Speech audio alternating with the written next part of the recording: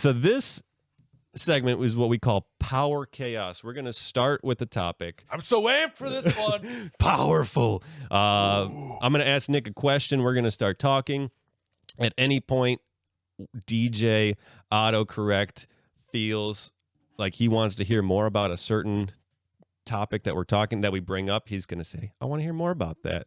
So if we're talking about baseball and then we eventually get to, hot dogs, so tell me more about hot dogs. Talking about hot dog eating contests on the board. Oh, let me hear more about boardwalks. Oh yeah, playing, whatever. We'll get into it. So you'll learn it as we learn it. Because this is the first time. So let's rip, rattle, and roll. Power Chaos. So with that, I will kick off the conversation with Nick. What was your first car that I owned? Take it. Just take it. However you want. It was a Honda HRV. I think it was like a 2005. Lucky. I know, right? Well, wow. Yeah, it was. I don't even remember how I got it. I paid for some of it, and I remember I paid it, and I was like, oh yeah, I own the car. My dad's like, congratulations, and I found out later that my dad had paid the rest of the car. What a nice guy. Yeah, but I was like, oh, this isn't really my car. No, it was great. It was awesome. So it was kind of a little 4x4. 4 doors, great trunk space. The one thing I liked the most was the mid console. You could pull a little lever and it folded down, so you could put stuff all the way from the back of the trunk. Good hauling capacity. Long 2x4s and train such. I drove that thing into the ground. Literally, it parts of the car were just falling off, running into the ground, and I had to finally give it up. So, but you owned it. I did. Well, yeah. I owned 75% of it. That was my first car. What was your first car? Mine, you're the firstborn. Yeah. I'm the lastborn. Okay. So I'm in the land of hand-me-downs. Yeah. The lord of the land of hand-me-downs. So first one I started driving was a 1990 Honda Accord with no power steering, manual transmission, whole shebang. Then after that, got upgraded to a 91. Same thing, same car. But this one had power steering. Then after that, 96 Toyota Camry. Then back down to a 1989 Toyota Camry station wagon. Wow. And then the first car I bought, though, was a 2000 Honda Accord manual. So your forearms were just jacked. Yeah. I was... manual transmissions, I miss it so much. Why don't you just buy another one? If I had money. What, man? They don't make them much anymore. I guess that's the other problem. Got to be custom cars, I guess. It's that's the. What thing. color was your first car? First car was blue. Mine was silver. Like that nice silvery color. Yeah, I can picture it, that 2005 color. That terrible reflective, it's too bright. It's too bright. Hey, how about you go ahead and tell me more about those hand-me-downs you were talking about? Oh my God, everything, clothes, just I got no new clothes except for shoes. Shoes. That's kind of one thing. You got to keep fresh to a degree. I'm not saying I got the fresh. I'm a cheap bastard. So when we would go somewhere, I'm eyeing shoes. What can I get for $5? At the time, you can get shoes for $5-10. You gotta be careful with shoes, though. The cheaper you go, the worse quality. And as you get older, your feet are really important. That's the take thing. care of them. Buy nice or buy twice. There you go. It's a hard lesson. I learned the same one. Yes. So I was the oldest in my family, but I was one of the younger of the 20 grandkids. Oh. So I got all of my cousins' hand-me-downs. Thankfully, they shopped really cool, at American. Oh, you got nice stuff. Urban Outfitters, American Eagle, all that shit. So that we just get huge bags, trash bags, just dropped off at our house, and those days were great because you're just pulling them apart, just this is mine, and my brother's no, just fighting back and forth over scraps of clothes that were just. Yeah. It's a wonder that I have any style. See, I got hand-me-down Mark's clothes, and for those of you not in the area, Mark's is just like a supermarket. There's a Mark's equivalent in every city in America. Like it's just that homegrown mom and pop grocery store that has just got like 24 stores, and has never been bought out by like the big chain. Like it's great. But they sell shitty clothes because they're mostly a produce grocery store. The best time was Christmas though, because like getting gifts from like grandparents or like aunts and uncles, like you'd get actual clothes, but rest of the year it's like hand me downs, and then maybe beginning of school year, except for like some stuff like polos and stuff that would get handed. Do you down still to have me. anything that was handed down to you that you just held on to? It's at my parents. Like I don't know about necessarily now. There was this one like green jacket I had. Yeah. And then eventually the sleeves got too short, so we just cut the sleeves off. So it was like this vest with a hood. I think I've seen that. Yeah. Is that the one you wore? I wore it the Frisbee. Wings of Ignorance? No. I wore it to Frisbee before. Nice. Tell me more about Frisbee. Oh, yeah. Oh. Frisbee. Well, I've gotten big into Frisbee right now. The last. Oh, that's a lesser form of Frisbee. Yeah, it's a greater. It might not be ultimate, but man, am I enjoying the hell out of disc golf right now. We're surrounded by discs right now. You might be able to see my bag and extra dicks over there. See everything. You got boxes, boxes, dicks. But no, man, ultimate Frisbee. That was a thing back in college, and I started playing in high school, but like totally unorganized. So it was just on a soccer field with a bunch of dudes who had been to like 2 years of community college, and they taught their younger brothers who we were friends with, and we just kind of thought we knew how to play. I will say I learned how to play throw a forehand and a backhand by the time I got to college. And then my first week we went to the sports fair and I met Adam, and then Adam and I lived on the same floor, and then from there the rest is history. Actually, DJ, autocorrect, you got. I wouldn't know him without Ultimate Frisbee. That's true. We wouldn't be here right now met. probably without Ultimate Frisbee, because we spent 4 years just playing Ultimate Frisbee together in college. We went to our first tournament, and I was like, "That guy looks like Shia LaBeouf." So you guys have known each other for a while. Looks like Shia LaBeouf. Tell me more about college. Unnecessary. I didn't really do anything in college. Like I went to my classes, slept in my. You stayed. You didn't go. I didn't stay down. Not even 1 year. Not even 1 year. Did you ever want to? No, I'm frugal. So like in hindsight, yes, I would have liked to do it. That would have been a blast as an experience. Yes. At the time, I'm like, no, this is a cheaper option. Staying at home. Got it. Eating $5 pizza pan every time I went to like. Bada bing, bada boom. It was great. It was get a large veggie for like $5-6 or something like that. I would take it in the library, find a nook, sleep. Yeah, it was great. Like I said, I mean, it's all about meeting people, and honestly, those were my biggest takeaways. I mean, there's a lot of knowledge, a lot of things I got exposed to that I think I really appreciated, but mostly it's about people that I run into, and I'm like, oh man, like we're still friends after college, and there's a couple other people. Oh, we just host a podcast. Strictly business. We made some cool movies in college too. Mm-hmm. You and I. So that was the greatest part, was the people. Yeah. Some of the profs I still talk to and stuff too, but definitely networking is. I think I will say this. I think it's great for networking, but if you're in a trade or an art, it's kind of unnecessary. Unless you get into a big school, like a really good school, it's not really worth it. I totally agree. Like if I could go back and not do college for a film and digital media degree, I definitely would have skipped it. Yeah, agreed. Because I'm not saying the knowledge wasn't good. It was just that like, when I get out into the workforce, none of that mattered, and I'm learning something totally different but applicable as well. It's just like, imagine taking those 4 years and just getting gigs and just working on stuff. Yeah, and like you probably, could have been different. Would have been very different. But like, we might not be here recording this podcast. So that's true. I don't regret it. I don't regret it. Exactly. If I could go back, I would. But do I regret it? No. Not Got it. in the slightest. Am I going to tell your kids not to go to college? Yes. Absolutely. I'm going to tell my kids not to go to college. Unless they're engineers or something. Yeah. Then you got to go. Weirdos. Tell me more about your jobs, workforce, things like that. Oh, my job. Oh, boy. I kill bugs for a living. That's pretty cool. I think that's awesome. It is. It is fun. Insecticide. That's right. I'm probably gonna die at like 57 from insecticide poison. No, is insecticide a real word? Yeah.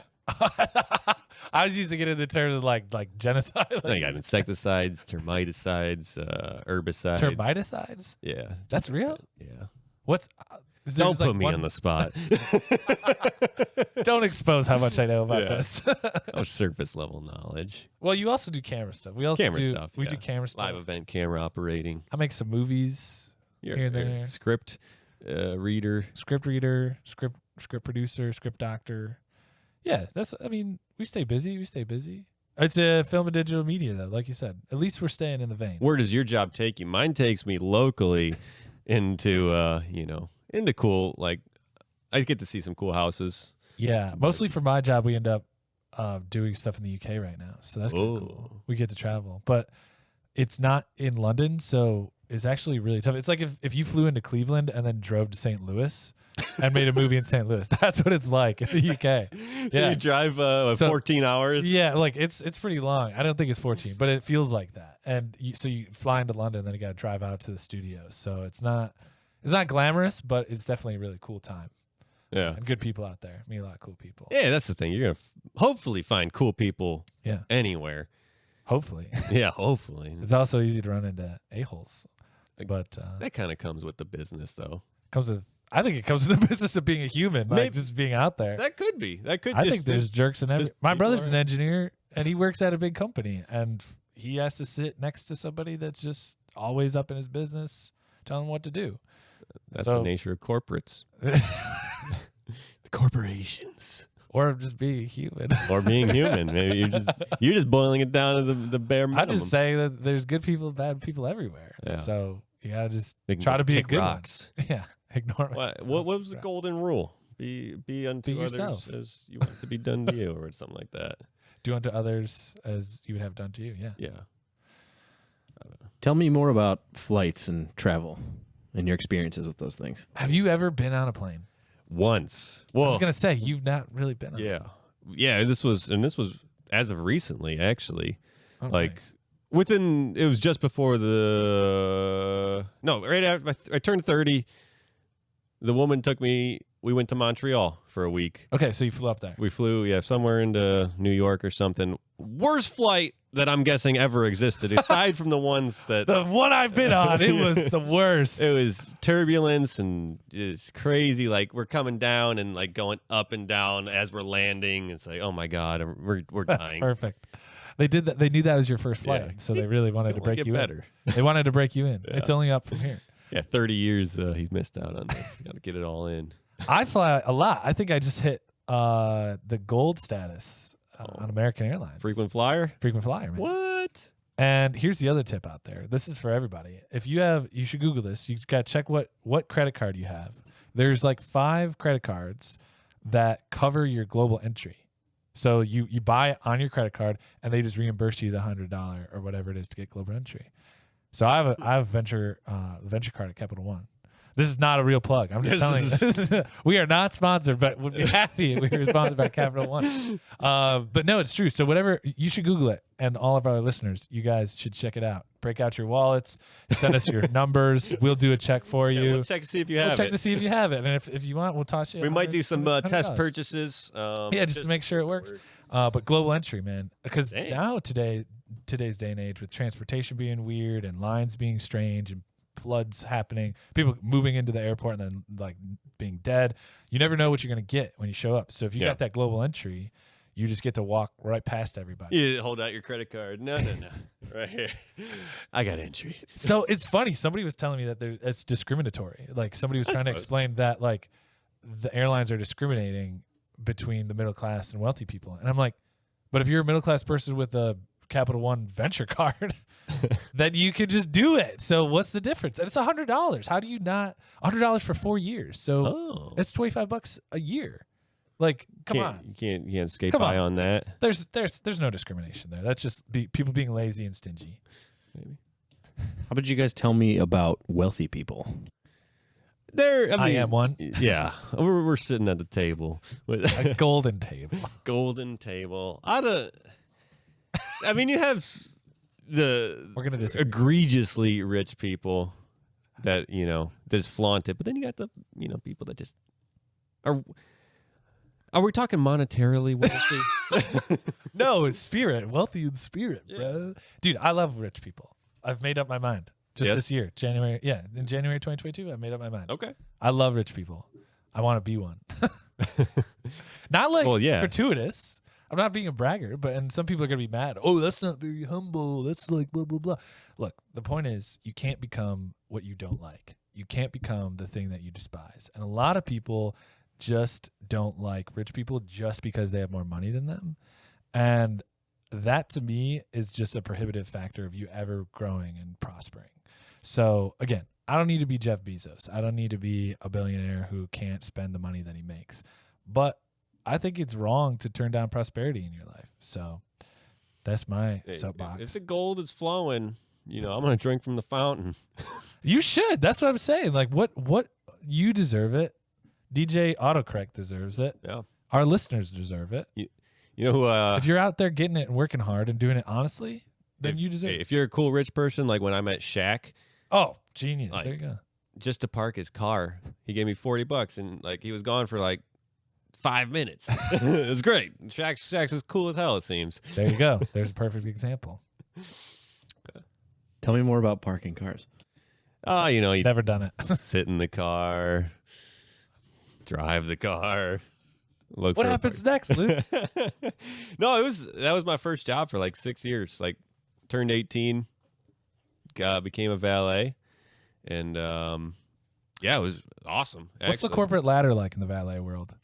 You got your drivers, then you got your leads that are kind of run the show on the shift, and then you got manager kind of scheduling everyone and stuff. Okay. And then you got whatever location you're at as far as, whatever. Do you think it's lucrative to own a valet business? I would think so. You're charging, I'd say minimum $5 a car. Yeah. On average, you might get some place that do $2 or $3 or right. But probably $5. If you go to an event, you're looking minimum $20 a car. Yeah. Which, you got to have liability insurance. Of course. Really? Okay. Because you ding someone's car, get a whole process. But I think, making X amount of dollars per car plus tips. I think it would be worth it. The real deal would be though owning a parking garage or a parking lot. That's what I want to do. Yeah, that's what I say. If I go back in time. The thing that blows my mind in Cleveland, there's just parking lots, but there's not a lot of parking decks. Yeah, it's if you just could get a little bit of a loan or whatever and just add 2 more floors, come on, you just tripled your income. That's the way to go. I think that might be it. Tailgating is a big deal in Cleveland. So yeah, you can't really tailgate. You can't tailgate in a parking deck. Yeah, it's too dangerous. Tell me more about tailgating. Tailgating's awesome. You have to explain. I've never been. Nor what? Do I feel You've never been to a tailgate? Go on. All right, we're gonna make this happen this year when the Browns go to the Super Bowl. Just kidding.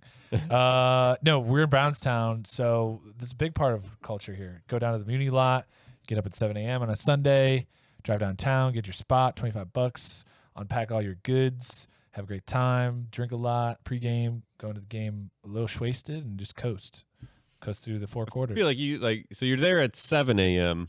Game's at 1, so that's what. 6 hours. 6 hours. Now you're, eating bratwurst and tossing and little pigskin, some cornhole is happening. I'm guessing. I don't know. Oh yeah, all of it. Flip cup, whatever you want. Cup. All this stuff is happening. So that's 6 hours of standing and partying, presumably in the cold. No, you go. Don't tailgate in the cold. Tailgate at the end of August, September. Oh, early season game. Yeah. And then, still though, you're tired. One, because you got up early, and then now you're kind of like you said, you're already in the bag, and now you got to go to this game where you got 3 hours of cheering and encouragement towards the team. But you feel like so what you're telling me is you're not a real fan. Not enough. I'd rather sit on the couch. Watch all the nice angles. They got these cool 4K TV or 4K cameras with the focus, the cinema focus. Like, You make a really good point. It's really more of an experience. I do it like once a year because it's just, and it's fun to do it with people you know. You don't go down there on your own. Like, you don't go down with two people. Like, you got to make it a big thing. Even if people aren't going to the game, you can invite people over to the tailgate and you can have some beers, hang out, and have a good time. So, I definitely vouch for doing tailgating, no matter what city or sport you're looking at. yeah. Shoo. I mean, wow, how's that for Power Chaos? How do we do? I thought that was all right. Nice.